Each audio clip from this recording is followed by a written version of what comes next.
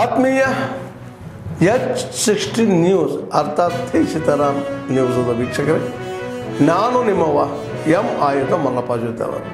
ತಾವು ಈಗ ಸುದ್ದಿಗಳ ಲೋಕಕ್ಕೆ ಎಂಟ್ರಿ ಹೊಡಿತಾ ಇದ್ದೀರಿ. ಈ ಸುದ್ದಿಗಳನ್ನು ಪ್ರತಿಯೊಂದು ನೋಡ್ರಿ, ನೋಡೋ ಜೊತೆಗೆ ನಿಮ್ಮ ಅಭಿಪ್ರಾಯಗಳನ್ನು ಹೊಸ್ತಾ ಇರ್ರಿ. ಯಾಕಂದರೆ ಈ ಸುದ್ದಿಗಳು ನಿಮಗಾಗಿ, ನಿಮ್ಮ ಬದುಕಿಗಾಗಿ, ನಿಮ್ಮ ವೈಚಾರಿಕೆಗಾಗಿ, ನಿಮ್ಮ ತಿಳುವಳಿಕೆಗಾಗಿ ಅನ್ನೋದು ನಿಮಗೆ ಗೊತ್ತು.